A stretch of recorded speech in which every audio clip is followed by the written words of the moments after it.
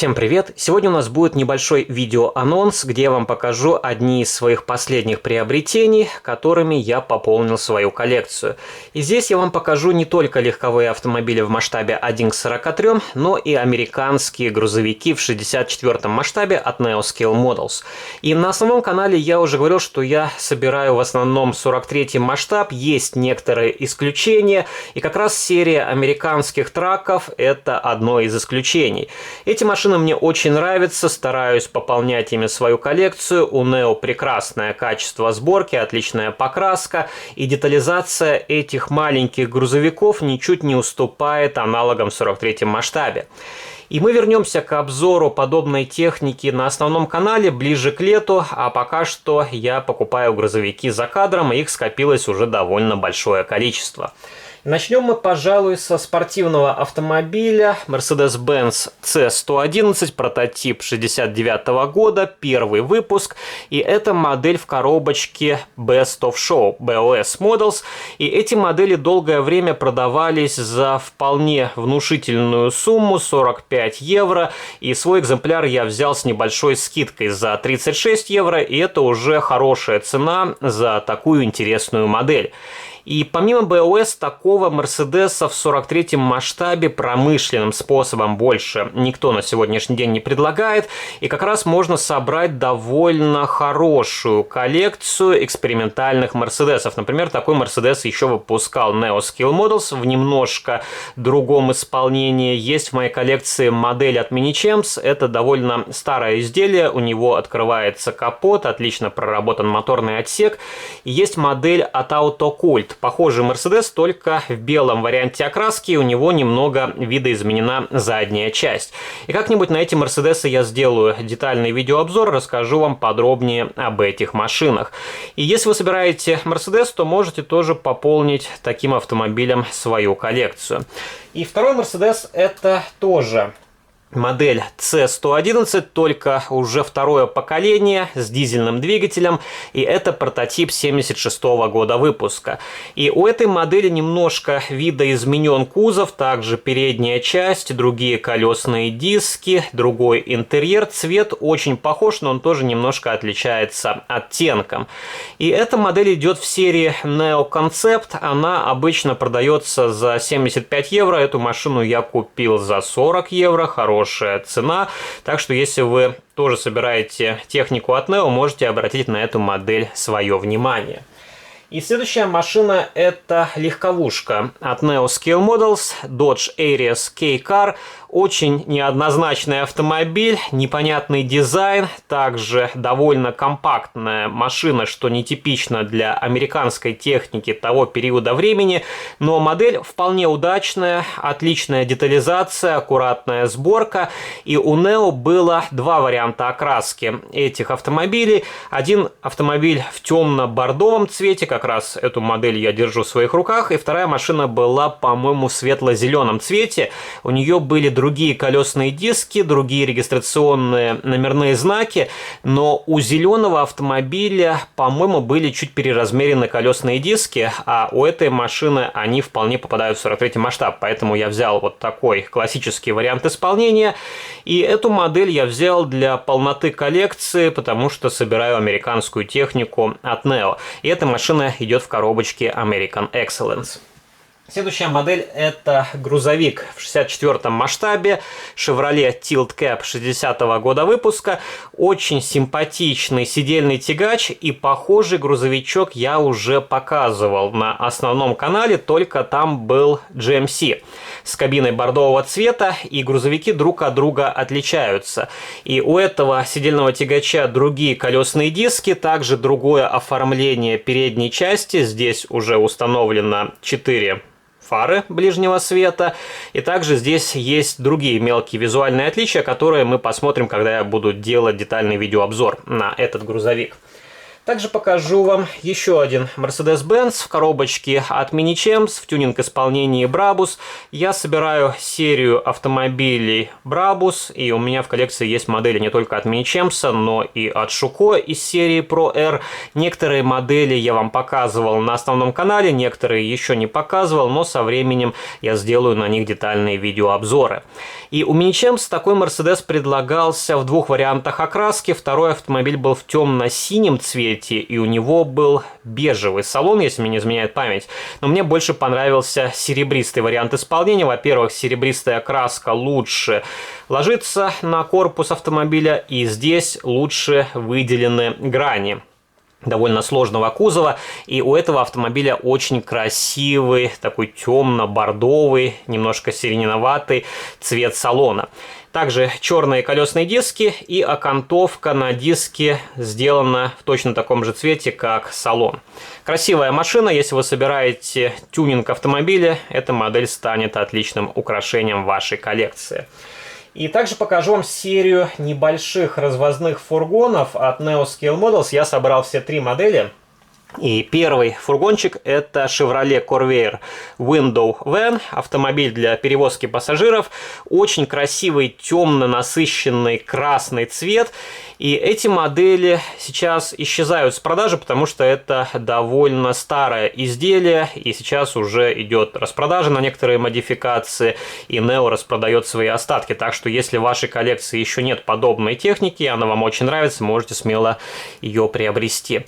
Отличный фургончик, чем-то он мне напоминает советский Рафик и также, возможно, немецкий Volkswagen T1, потому что у этого Chevrolet тоже двигатель располагается сзади над осью, и он воздушного охлаждения.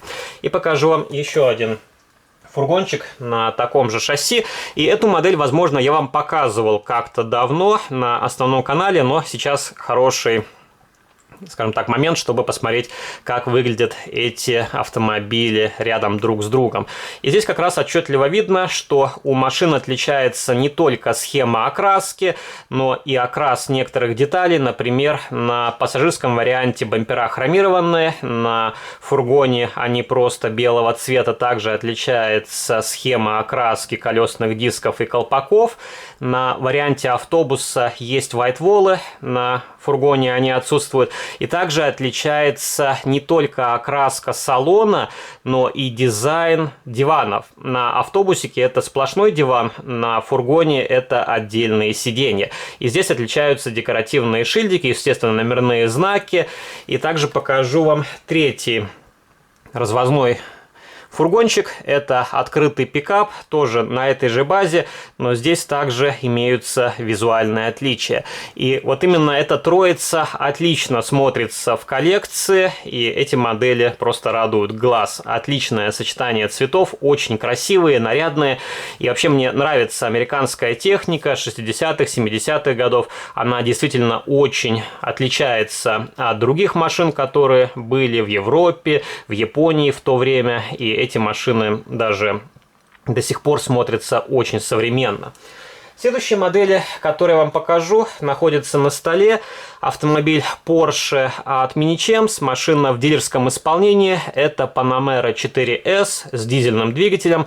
И у Porsche частично модели идут в дилерской упаковке, частично в обычных коробочках, но дилерские версии очень часто встречаются на распродажах, и за вполне умеренные деньги вы можете пополнить этими достойными моделями свою коллекцию. Я большой поклонник этой марки, стараюсь собирать базовые модели. Конечно, все Porsche собрать, я думаю, будет нереально, потому что они друг от друга отличаются, и у Mini-Champs огромное количество этих машин, но выбираю те автомобили, которые мне визуально нравятся, также их схема окраски. У этой машины очень красивый темно-синий насыщенный цвет.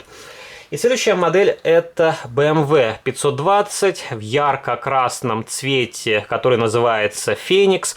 И я как-то уже показывал вам похожую BMW, только в светло-голубой схеме окраски. И решил в дополнение взять еще один вариант, потому что эти модели стоят относительно недорого, хорошее качество, и у этой модели открывается капот.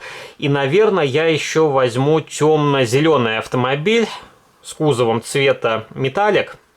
Эта модель тоже сейчас есть в наличии, и она идет в коробочке Maxi Champs, а эти машины продаются в белых коробочках Mini Champs, и это лимитированное издание, 500 экземпляров. Я думаю, многие из вас тоже приобрели похожие BMW, потому что их на сегодняшний день выпущено уже довольно большое количество. Были старые модели от Mini Champs, потом было переиздание Maxi Champs, и сейчас вот встречается такой вариант в коробочках Mini Champs, но это по большому счету тот же самый Maxi Champs, только в другой упаковке. И еще одна модель от Mini Champs в белой коробочке – это Mercedes-Benz 230E в кузове W123.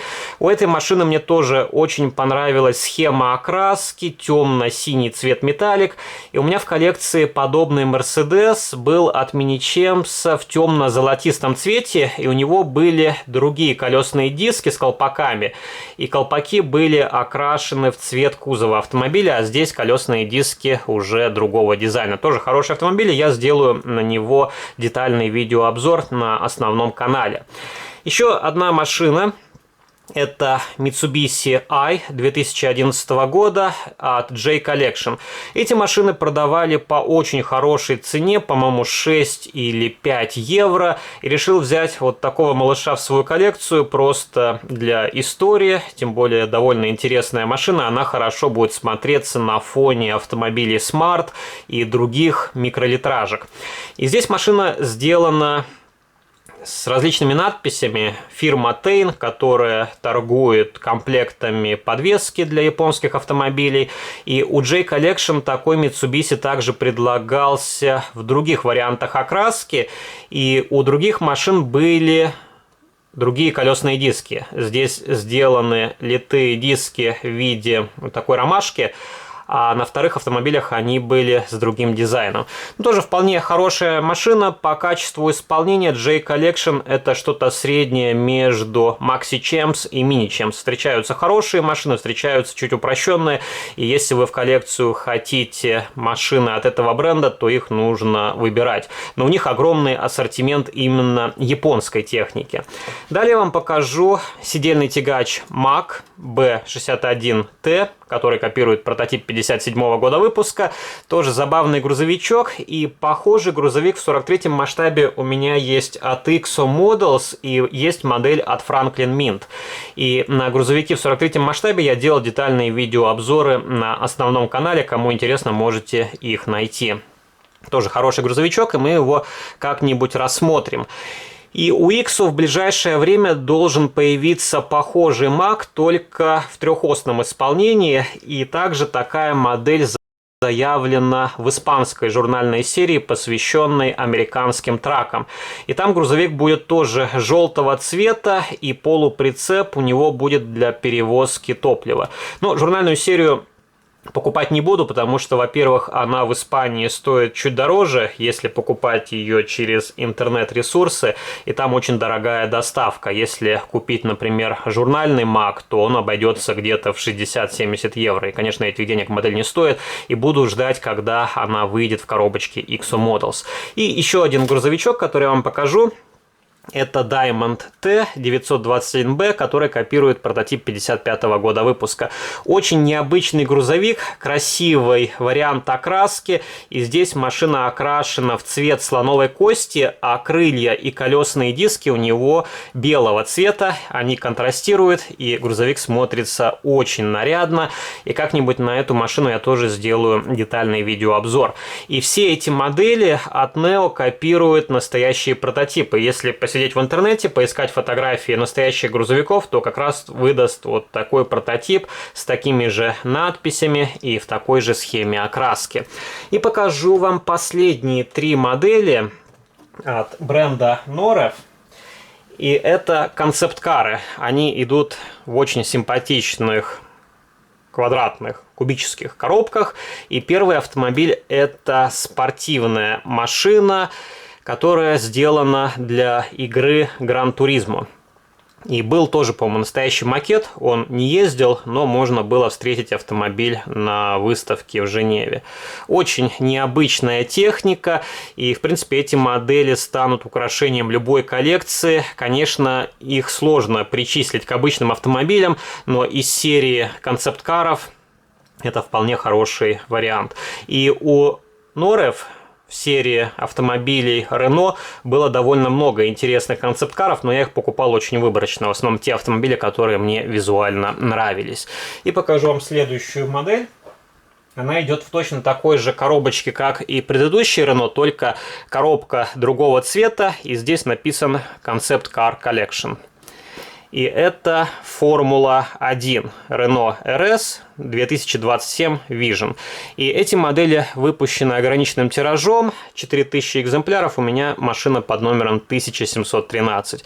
Тоже очень необычный болид Формулы-1. Видимо, так инженеры Renault видят в будущем эти автомобили. И здесь очень интересный кокпит. Он прозрачный, и там внутри сидит пилот. Тоже красивая модель, и если вы собираете Формулу-1, тоже можете обратить внимание на этот концепт-кар. И последняя машина, которую я вам покажу в сегодняшнем видеоролике, это спортивный автомобиль, тоже из серии Concept Car Collection, и это Renault Trezor. Тираж этой модели 2000 экземпляров, у меня модель под номером 519.